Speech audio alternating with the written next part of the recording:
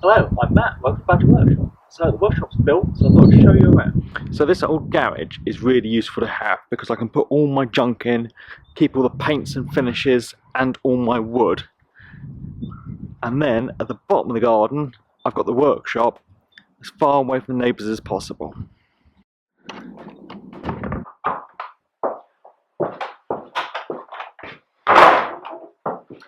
So when you come in the door, you've got the table saw. My plan was for it to line up with the door, which I haven't quite got it like that. But my thought was, if I wanted to cut long lengths, I could have them going out the door. Outfeed table here. I'll bring you in closer and show you in a bit, but I'll just give you a rough layout. Shelving going round. I've got dust extractor and compressor. This is a Singer sewing machine stand, which I've got a temporary bench on. Window there. Consumer unit. Yeah, okay, let's come in closer and I'll show you some bits. So, from coming in the door, we've got this IKEA cabinet with the drill press on. Tool chest, as I say, Singer sewing machine stand, and there's a roller stand there, which just has this bit of wood on as a kind of temporary work surface. And then consumer unit up there, and I've got some bars on the windows which I'm hanging clamps off. But the plan would be to build some units going around the window. Spindle sander, and then a little IKEA drawer unit, which is really handy. Swan compressor from Axminster, which is very quiet and good, and a extractor from Axminster, which is very quiet and good as well.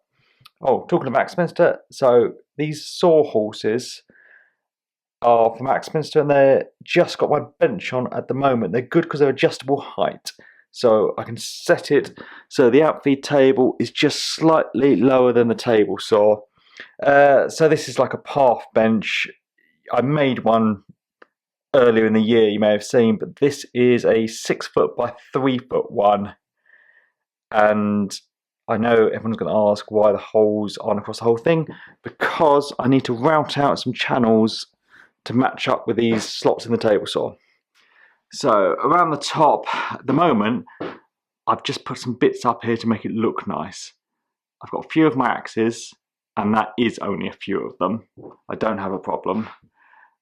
Saws, some lamps, radio I made, radio I didn't make, a few old hammers and saws.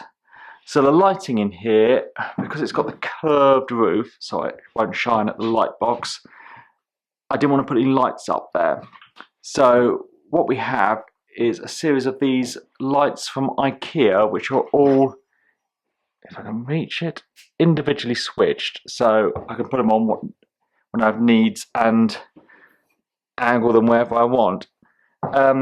Because I also use photographic lights, these are more than good enough. So what else we've got over here? We've got the table saw. So this is a Draper 8-inch table saw with a cast iron top.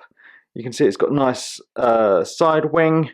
It did have a sliding table, but I removed it and just put another side wing on, and I've got storage underneath. I did film the build of this, so that'll be coming up in a few weeks. Okay, let me reset up and I'll show you the other end. So I'll start again at the shelves. So I think we got to the hammers last time.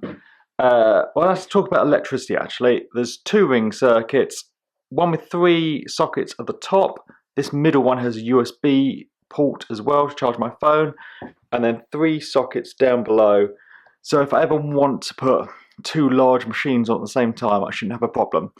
So these lights go around on the shelves. I've got 5 in total, 3 along this length and 1 at each end. Up here we've got a cleaver. Everyone needs a cleaver in their workshop. Some saws, and then we get to the hand planes. Now all of this really needs its own storage solutions making for it, so I will get round to that.